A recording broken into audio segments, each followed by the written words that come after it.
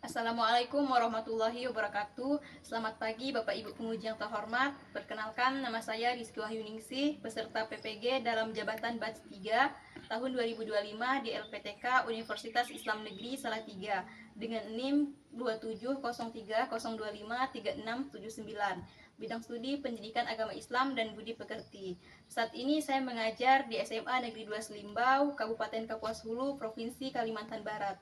Pada hari ini saya akan melaksanakan praktek pembelajaran dalam rangka penilaian uji kinerja. Wassalamualaikum warahmatullahi wabarakatuh.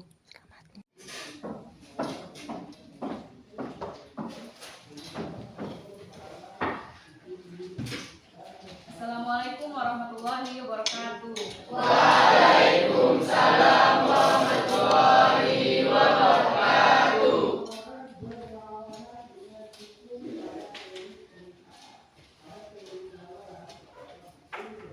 Selamat pagi semuanya.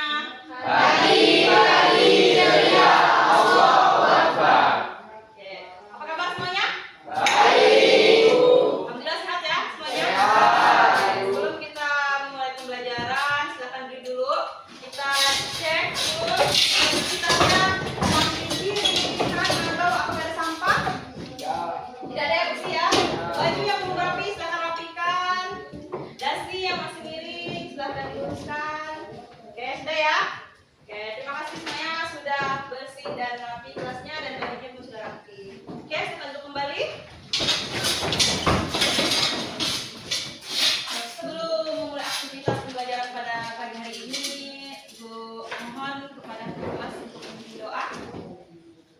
Sebelum kita memulai pelajaran hari ini, marilah kita berdoa. Berdoa dimulai.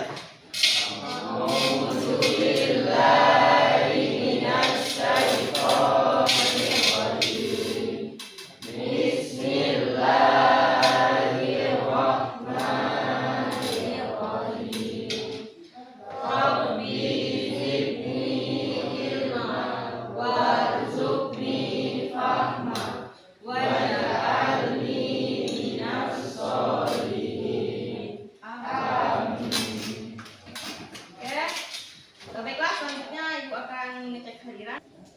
Abang Rido, Ada Bu. Adi Putra, Ada Bu. Anfi, Ada Bu.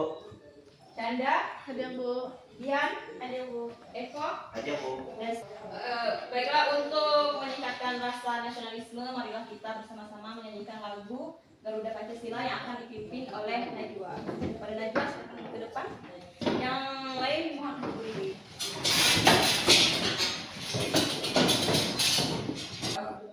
Silakan duduk. Yang lain mohon duduk kembali. Sebelum kita memulai pembelajaran, Ibu harap semuanya tetap semangat, belajar dengan baik dan mendengarkan dengan sama apa yang sudah Ibu jelaskan. Oke, paham semuanya? Sebelum kita lanjut ke materi selanjutnya, Ibu ingin bertanya. Minggu lalu kita membahas tentang Syu'abul Iman. Syu'abul Iman. Siapa yang masih ingat apa yang dimaksud dengan Syu'abul Iman? Saya Bu. Oke, boleh.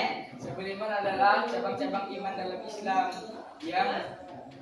yang merujuk pada amalan dan perbuatannya harus dilakukan oleh seorang muslim sebagai wujud dari keimanannya. Oke, tepuk tangan untuk beliau. Selanjutnya, ada berapa cabang-cabang Syu'abul Iman? Ada yang bisa? Saya Bu. Ya, boleh. Ada 77 cabang iman Bu. Betul, ada 77 cabang iman atau 77 cabang Syu'abul Iman. Tepuk tangan dulu untuk ini. Kita akan memasuki materi pada bab 3, yaitu materinya ialah menjalani hidup bermakna dengan menghindari sikap berfoya-foya, ria dan sum'ah. Silakan dibuka buku kalian, boleh.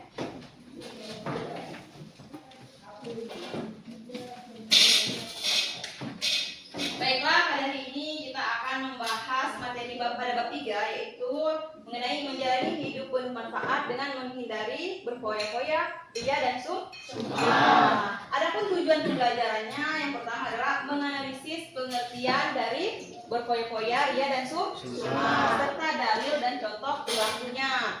Yang tujuan pembelajaran kedua menganalisis manfaat dan cara menghindari perilaku berfoya-foya, ria, sum'ah bahwa Islam melarang perilaku tercela sehingga termotivasi untuk menghindarinya.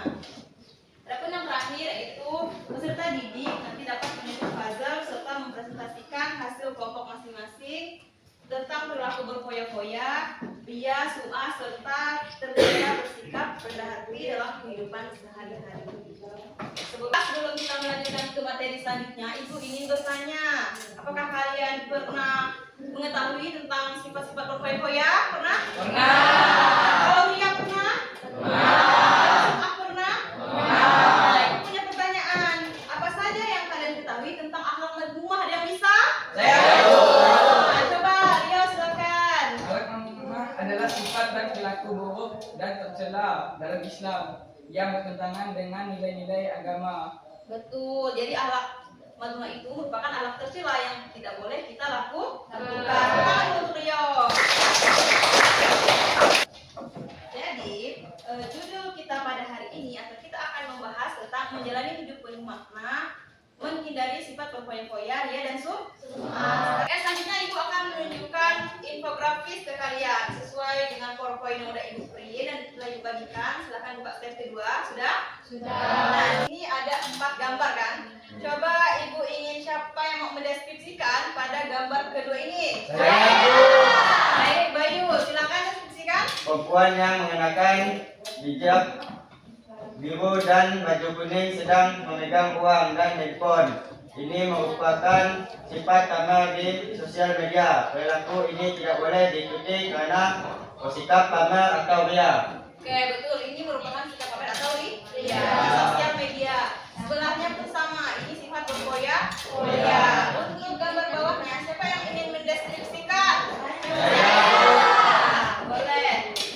Gambar itu mendeskripsikan ilustrasi yang sangat baik tentang bagaimana akhlak baik diwujudkan dalam kehidupan sehari-hari melalui sedekah atau infak dan tolong menolong. Ini menunjukkan bahwa memiliki harta atau kebutuhan berlebih adalah amanah yang harus digunakan untuk menciptakan masyarakat yang harmonis dan penuh kepedulian. Oke, tepuk tangan untuk Bayu dan Rido. Mendeskripsikan gambar tersebut. Nah, untuk gambar sebelahnya lagi, ini adalah gotong royong. Gotong royong juga merupakan alat uji yang mana kita harus melakukan bukannya. Oke, selanjutnya kita akan memasuki materi bab 3. Apa judulnya tadi, anak-anak? Bab 3 adalah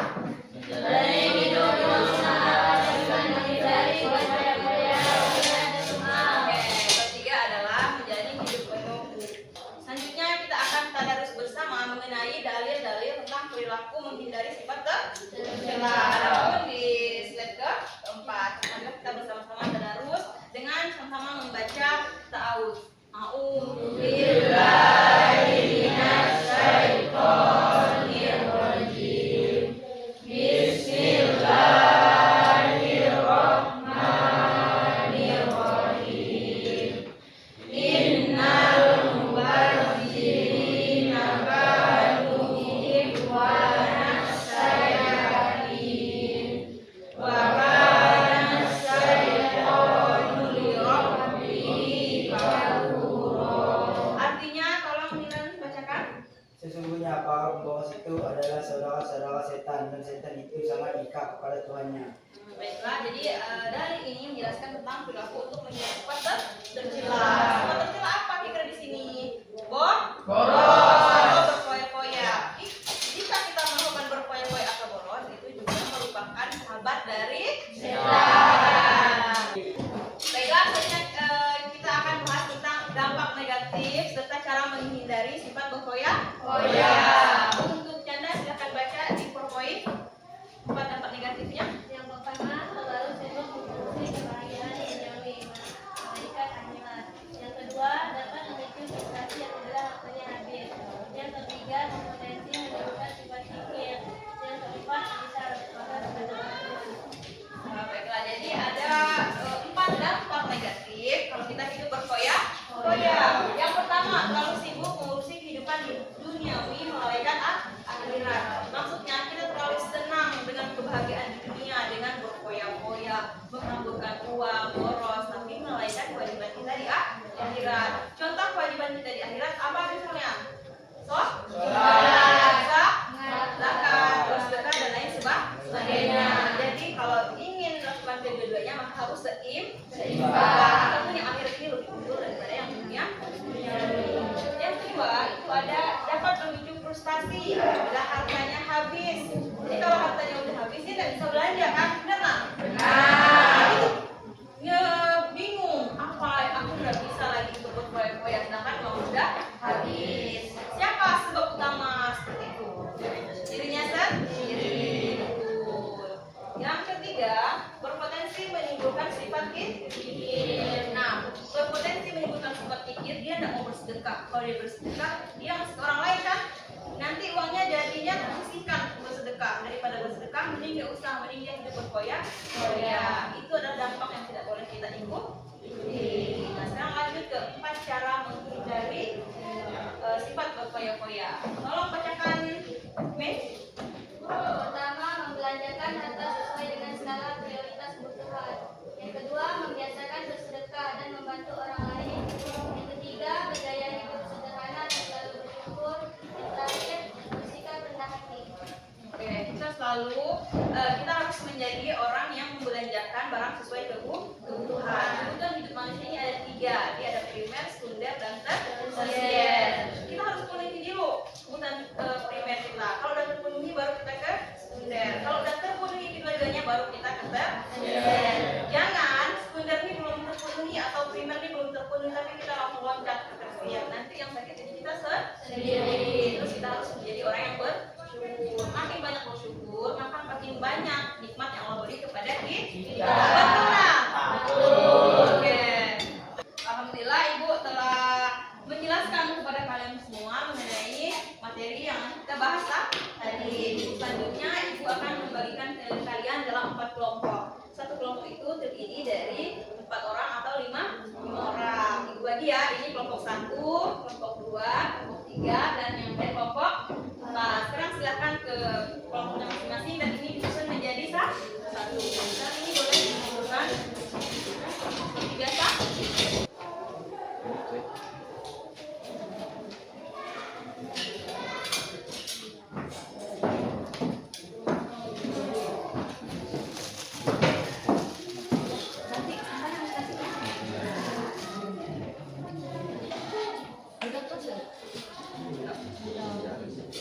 Sedang ya.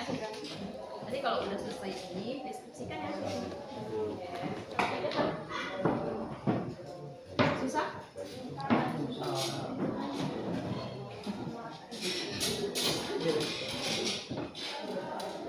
Nanti setelah menyebut itu langsung deskripsikan di sini ya. Ya. Nanti sampelnya disusun di sini.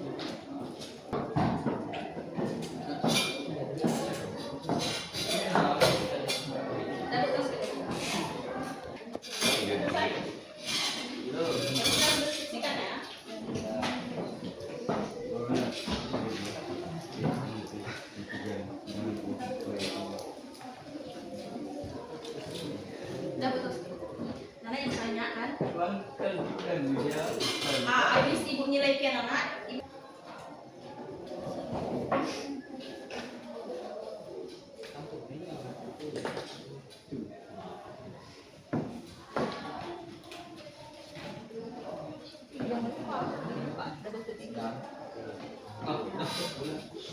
udah selesai semua pengucapannya? Sudah. Sekarang perwakilan dari salah satu kelompok maju ke depan untuk presentasi. Siapa yang ingin maju? Saya maju. Oke, kelompok mas silakan maju presentasi. Bukunya dibawa. Hasil saja. Silakan presentasikan. Assalamualaikum warahmatullahi wabarakatuh. Waalaikumsalam warahmatullahi wabarakatuh. Selamat pagi semuanya. Pagi semangat. Saya Dari kelompok. di sini saya akan mempresentasikan hasil diskusi kami. Perkenalkan, nama saya Eko Saputra. Saya Adi Putra Ramadan. Saya Diana Pita. Saya Ulfa. Kalian dari kelompok berapa? 4. Oke, silakan. Di sini kami akan mempresentasikan hasil kami. Di dalam gambar ini, seseorang yang sedang sujud sambil memegang ponsel untuk berselfie. Ini merupakan sifat ria. Ria adalah melakukan amal ibadah dengan tujuan untuk dilihat atau dipuji oleh manusia, bukan semata-mata karena Allah Subhanahu wa taala. Tindakan bersujud, ucap kedudukan dan kerendahan hati kepada Allah dirusak dengan upaya mengambil foto menggunakan ponsel. Ini menyiratkan bahwa motivasi utama ibadah tersebut telah bergeser dari mencari Tuhan menjadi mencari perhatian manusia, pujian, pengakuan, atau like di media sosial. Media sosial menjadi alat utama untuk memamerkan kebaikan dan ibadah. Pamer ibadah di media sosial bertujuan untuk menciptakan citra diri yang alim atau saleh, mendapatkan pujian dan pengakuan followers, peningkatan status sosial spiritual di mata manusia. Wassalamualaikum warahmatullahi wabarakatuh. Waalaikumsalam warahmatullahi wabarakatuh. Oke, tepuk tangan dulu untuk kelompok.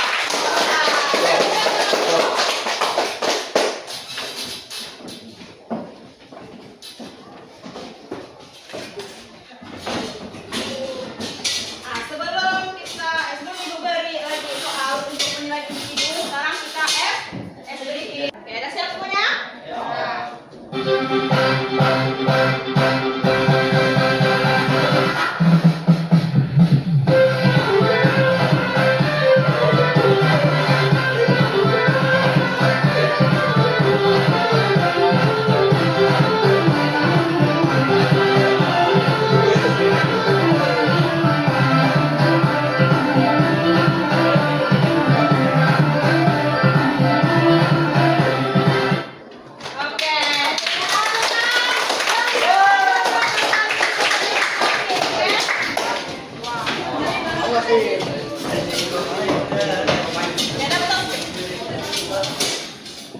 Kita selesai ini kan? Ya. Selanjutnya kita akan mengerjakan penilaian secara individu. Ini kalian mengerjakan TTS. Kita pergi silang.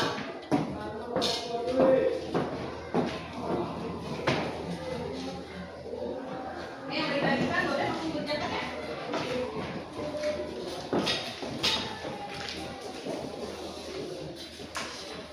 Baiklah, sebelum mengakhiri materi kita pada hari ini, yaitu kesimpulan materi yang telah kita bahas pada bab 3 menjalani hidup penuh makna dan menghindari sifat berfoya-foya, ria dan sukma. Bahwasanya kita tidak boleh melakukan 3 sifat tercela tersebut. Kita harus menghindarinya dengan apa? Dengan cara meluruskan niat, terus belanja sesuai kebutuhan. Jangan pernah mencoba untuk menjadi orang yang seperti itu. Yang seperti itu tentunya seperti dia, sum'ah dan foya-foya. Kita haruslah menjadi diri kita sendiri dan menjadi yang lebih baik. Setelah ini Ibu akan membagikan gambar refleksi pembelajaran. Kita tulis di sini ya. Kan gambarkan perasaan kalian pada hari ini. Senangkah, sedihkah, atau seperti apa? Terus tulis di dalam kolom ini. Oke. Baiklah, untuk pertemuan minggu depan kita akan membahas tentang materi kelanjutan dari bab ini ya. Bab 3 kan tentang menjalani hidup penuh manfaat dengan menghindari sikap berfoya-foya, ria dan sum'ah. Ini minggu depan kita lanjut lagi tentang hasad dan takabur. Minggu depan kita melanjutkan materi apa anak-anak? Hasad dan takabur. Oke. Alhamdulillah, sebelum berakhirnya pembelajaran kita pada hari ini, Ibu ucapkan terima kasih kepada kalian atas partisipasinya dalam pembelajaran pada hari ini. Kalian sangat semangat, luar biasa. Tidak ada yang mengantuk kan? Tidak. Semangat untuk kita semua. Semoga kedepannya tetap semangat dan harus berusaha menjadi lebih baik. Oke. Sebelum diakhiri, Ibu mohon untuk ketua kelas memimpin doa. Sebelum kita mengakhiri pelajaran hari ini, marilah kita bersama-sama mengucapkan Alhamdulillah. Alhamdulillah.